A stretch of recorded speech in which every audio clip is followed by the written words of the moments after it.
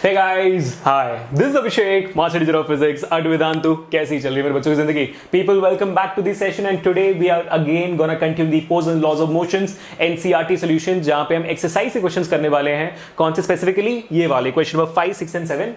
इन questions की खास बात ये है कि ये सारी रिलेटेड है आपके सेकेंड लॉ ऑफ मोशन से. काफी इंटरेस्टिंग सवाल है तीनों के तीनों को हम करने की कोशिश करेंगे अभी अगले 5 मिनट में. So hold on for the next 5 minutes and let's complete this NCERT solution as well. ठीक है. उसके अलावा जो बच्चे डिटेल में पढ़ना चाहते हैं, आपको पता ही है भाई क्या करना है. आप पूरा प्लेलिस्ट रेडी है, होम पेज पे जाओ. Force and laws of motion के 4 इंपॉर्टेंट सेशन हमने कर लिए, पूरे चैप्टर कवर कर लिया है, कुछ भी छोड़े बिना. अब एनसीईआरटी भी कर रहे हैं, यानी कि we are trying to give you the full package on YouTube जितना हो सके आप लोग. ठीक है. तो जितना हो सके हमारी तरफ से हम कर रहे हैं आपकी हेल्प करने के लिए. Make sure that you utilising this. Free में है, do not miss that out. ठीक है. और 2019 का प्लेलिस्ट भी रेडी है जहां पे पूरे इंपॉर्टेंट क्वेश्चंस थ्रू स्प्रिंट हमने करके रखे हुए हैं. Do not miss that out as well. और अगर आप हमारे साथ जुड़ना चाहते हो in terms of long term, जहां पे सिर्फ कुछ महीने बचे हुए हैं और आपको हर एक चैप्टर, हर एक सब्जेक्ट का एकदम डिटेल में पढ़ना है along with all the amazing questions coming in your examination, then you should not lose this opportunity out. Please go forward and make sure that you're subscribing to Vedantu's long-term courses or the subscription, Vedantu Pro subscription, with all the amazing features which it has. You can just go to on this link or you can go to the link in the descriptions below and make sure that you're applying my coupon code AKPRO to get amazing opportunities. Moving forward to the first question, 2 marks question coming in your board in your examination. The question number 1 is here on your screen. A truck starts from rest. तो भाई जब भी ऐसे सवाल आते हैं ना, मैं आपको हमेशा यही कहता हूं कि जैसे जैसे क्वेश्चंस पढ़ते जा रहे हो, गिवन लिखते जाओ कि क्या क्या दिया हुआ है ना, लिखते जाओ. तो गिवन, क्योंकि क्लैरिटी आती जाएगी, क्लैरिटी आपके दिमाग में फिर आती जाएगी. अ ट्रक स्टार्ट्स फ्रॉम रेस्ट. अगर रेस्ट से स्टार्ट कर रही है ट्रक तो आपकी इनिशियल वेलोसिटी हो गई 0. पता है आप लोगों को, सिंपल सी बात है ना. And rolls down a hill with a constant acceleration. ठीक है भाई, क्या फर्क पड़ता है. It travels a distance of 400 metre. अच्छा, डिस्प्लेसमेंट आपको दिया हुआ है 400 मीटर का, सही. और क्या दिया हुआ है, इन टाइम 20 सेकेंड्स. अब मुझे लगता नहीं कि आपको इसके आगे पढ़ने की जरूरत है, क्योंकि 3 क्वांटिटीज आपको दिए गए हैं. इसके आगे पूछा जाएगा आपको कि फाइंड क्या करना है. सबसे पहले फाइंड इट्स एक्सेलरेशन. आपको निकालनी है एक्सेलरेशन. एक्सेलरेशन कैसे निकालोगे मेरे प्यारे बच्चों? फॉर्मूला पता है आपको दिया हुआ है इनिशियल वेलोसिटी, डिस्प्लेसमेंट और टाइम. इसके थ्रू एक्सेलरेशन किस फॉर्मूला से निकलेगा, किस इक्वेशन ऑफ मोशन से निकलेगा? पहला में फाइनल वेलोसिटी होता है v = u + at, यूज नहीं कर सकते हो. तीसरे में फाइनल वेलोसिटी होता है v, नहीं दिया हुआ है, नहीं यूज कर सकते हो. Second, correct. सेकंड क्या है आपका? s is equal to ut plus half at square. Now clearly we know that ut is equal to 0. क्यों का है? क्योंकि u is 0. Correct? So ut will become 0. So s will be equal to half at square. You need to find a. So a would become 2 into s divided by t square. Super easy. सारे values है आपके पास. 2 into 400 divided by t is 20. 20 का square is again 400. But anyways, 20 square is 400, right? So 400 cancels and your acceleration comes out to be 2 meter per second square, a positive value.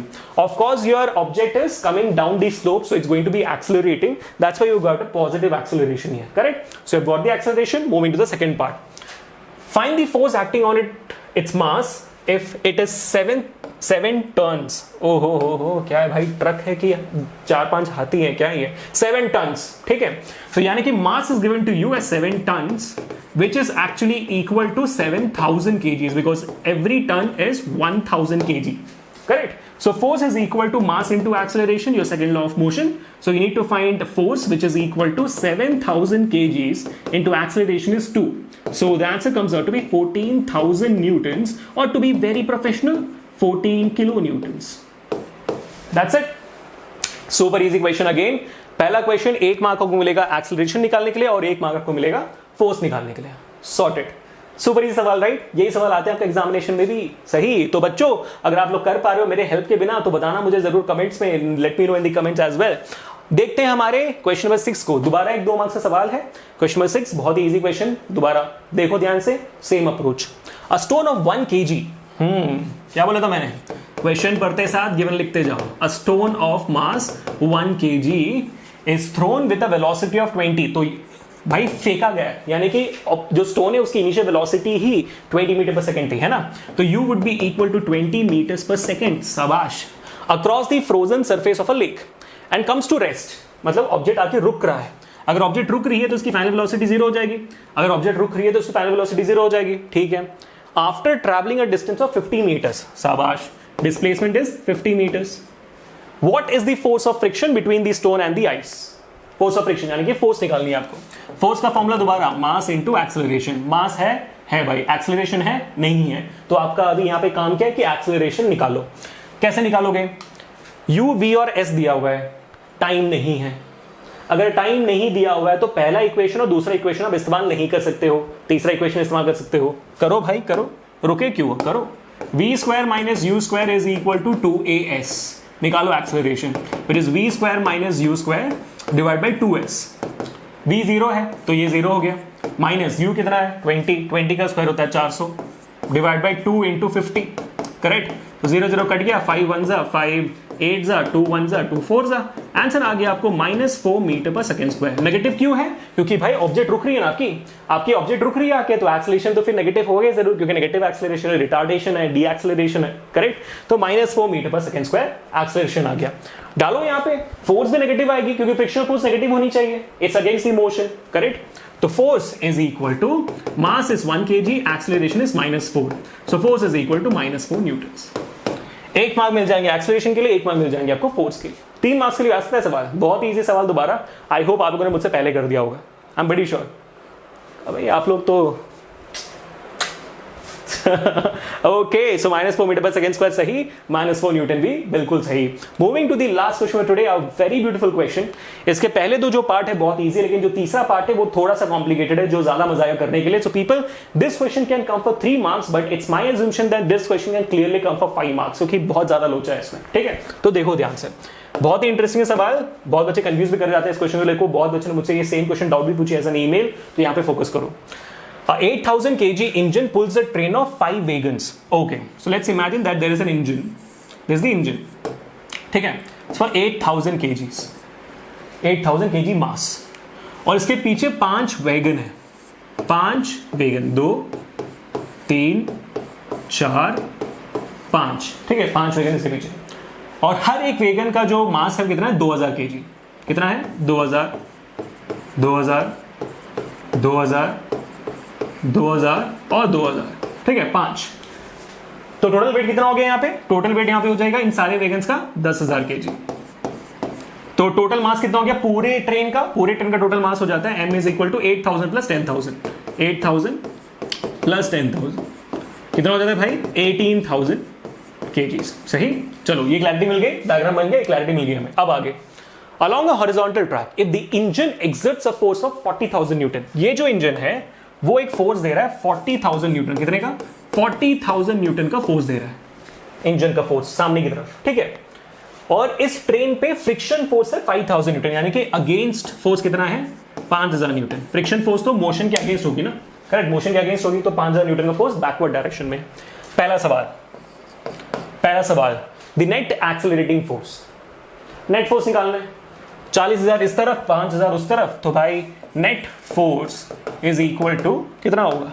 इसमें आप मेरी जरूरत है? आपको बिल्कुल नहीं जरूरत है भाई। 40,000 Newton minus 5,000, the answer is 35,000 Newton is my net force. You don't need my help here for this first part, you don't need my help. Next question, the acceleration of the train, ठीक है। The train would be accelerating because of this net force, है ना? Because of this net force only the train will be accelerating, correct? So your net acceleration would be equal to, again, net force divided by the mass. So the acceleration is equal to, what is the net force? 35,000 Newton is the net force. Divided by mass is how much? 18,000 kg is correct. So 0 0 0 0 0 0 cancel. This would be somewhere about 1.94 meter per second square. Correct? Net acceleration would be positive 1.94, somewhere about that, 1.94 meter per second square. Now you might thinking, or you might ask me a question ki, sir, why did you take 40,000 Newton directly here? Why you have to take 35,000 Newton the net force here? That's because people, the train is accelerating because of the net force, because of the net unbalanced force. Train accelerate नहीं करेगा because of the अब मान लो 40,000 Newton है, क्या ये पूरा का पूरा 40,000 न्यूटन इसको एक्सेलरेट करने में जा रहा है? नहीं। क्यों? क्योंकि इसमें से 5,000 न्यूटन जा रही है फ्रिक्शन फोर्स को ओवरकम करने के लिए। So that 5,000 Newton is actually not contributing in the acceleration. Got the point? इसलिए हम सिर्फ 35,000 न्यूटन ले सकते हैं, 40 नहीं पूरा, ठीक है। अब बात आती है तीसरे पार्ट की। तीसरा part is the most interesting part. Look into this very carefully. The force of wagon 1 on wagon 2, the force of wagon 1 on wagon 2, क्यों पूछा है क्वेश्चन? ये क्वेश्चन इसलिए पूछा गया कि आपका जो इंजन है वो सिर्फ और सिर्फ पहले वेगन को, ठीक है, पहले वेगन पे फोर्स डालता है और पहला वेगन फिर बाकी सारे इसमें फोर्स डालता है, because your engine is directly connected to the wagon 1 and wagon 1 is connected to all the other wagons. बात समझ में आई? तो आपका डायरेक्ट फोर्स सीधा वेगन 1 पे जाता है। तो अब आपसे ये पूछा जा रहा है कि वेगन 1 बाकी इसमें कितना फोर्स डाल रहा है? Make sense, complete make sense. Now how do you find that out? यार देखो, मास तो मुझे पता है, मास तो मुझे पता ही है, करेक्ट। मुझे एक्सेलरेशन निकालना है। पहले मैं एक्सेलरेशन निकालता हूं। कैसे निकालूंगा एक्सेलरेशन? इसको ध्यान से देखो, बहुत ही इंटरेस्टिंग सवाल। तीसरे पार्ट को देखो, ठीक है। एक्सेलरेशन निकालने के लिए मुझे क्या क्या यूज करना है यहां पे देखना ध्यान से कि एक्सेलरेशन निकालने के लिए मुझे यहां पे क्या क्या चीजें यूज करनी है। क्या निकाल रहा हूं मैं निकाल रहा हूं एक्सेलरेशन ऑफ द वेगन। किसके? पहला, दूसरा, तीसरा, चौथा, पांचवा, सारे वेगन्स का मैं एक्सेलरेशन निकालना हूं, क्योंकि पूरे ट्रेन का एक्सेलरेशन और शायद वेगन का एक्सेलरेशन सेम ना हो, करेक्ट। वो निकालेंगे तो समझ में आ जाए। देखो अभी ध्यान से, ठीक है। तो 35,000, so my formula is F is equal to ma, correct. Net force मुझे पता है 35,000 न्यूटन। 35,000 न्यूटन मेरा नेट फोर्स है। मुझे एक्सेलरेशन निकालना है वेगन का डिवाइड बाय मास। कितना का मास भाई? किसका मास निकाल रहा हूं मैं? वेगन का मास निकाल रहा हूं मैं। इंजन का मास इसमें कैलकुलेट नहीं करूंगा, क्योंकि अगर मैंने यहाँ पे इंजन का मास ले लिया तो फिर मुझे एक्सेलरेशन यहाँ पे सेम वैल्यू आएगी 1.94। 35,000 बाई 18,000 हो जाएगा, है कि नहीं? तो मुझे इंजन का जरूरत नहीं है यहाँ पे, मैं इंजन को निकाल के देख रहा हूँ कि वेगन का कितना एक्सेलरेशन है, ठीक है। तो 35,000 डिवाइड बाई वेगन कितना है? 5 है, और हर एक वेगन का मास 2,000। तो 5 इंटू 2,000 इज 10,000, ठीक है, 10,000। This is going to be the acceleration of the wagon. कितना आ जाएगा answer? This would be equal to 0.00000 cut गया 3.5 मीटर पर second square is the acceleration of the wagon. अब यहाँ पे वेगन का एक्सेलरेशन और ट्रेन का एक्सेलरेशन अलग क्यों है? ऑफ कोर्स यार, इंजन का वेट ऐड हो रहा है ना वहां पे, तो जितना ज्यादा मास बढ़ेगा उतना एक्सेलरेशन कम होगा। इसलिए तो ट्रेन का एक्सेलरेशन इन टोटल आप देख सकते हो कि 1.94 है, जो कम है, और वेगन का एक्सेलरेशन आप देख सकते हो क्योंकि आपने मास कम कर दिया इंजन का, तो वेगन का एक्सेलरेशन सिर्फ 3.5 है, टोटल ट्रेन से ज्यादा। क्यों? मास कम हो गई, सिंपल सी बात, ठीक है। तो ये हो गया आपको 3.5 मीटर पर सेकंड स्क्वायर। अब इसको इस्तेमाल करके फोर्स निकाल दो, खत्म। देख लो, फोर्स इज इक्वल टू पहले वेगन का on the rest of the wagons, पहले वेगन का on the rest of the wagon. Rest of the wagon कितने हैं? 4 वेगन। तो मास कितना हो गया? 8,000 into 3.5, that is going to be equal to how much? कर लो भाई, 3.5 डिवाइड इंटू 8,000, एसेंशियली 35 इंटू 8 कर दो। 35 इंटू 8, 8 5 44 कैरी, 8 3 24, 28, 280 और 3 0 है, 1 2 3, और यहाँ पे एक डेसिमल है, तो हो गया आपका 28,000 न्यूटन। 28,000 न्यूटन, थोड़ा और प्रोफेशनल लिखोगे तो 28 kilo Newton, right? That's how you do it. So the third part was even more crucial than the first and the second part, people. I really hope all of you guys enjoyed this question also. आप इस PDF को download कर सकते हो as soon as within 24 hours PDF will be updated in the description below. Do not miss that out. And that's it for today. We have completed question 5, 6, 7, and the next session we'll be talking about question number 8, 9, and 10. Again, super duper amazing questions in the next session also. So if in case you enjoyed this session, people, do not forget to hit that like button. Leave a comment ki how much you loved today's session, and also let me know if in case you have any doubts from today's topic. Share this video as much as you can.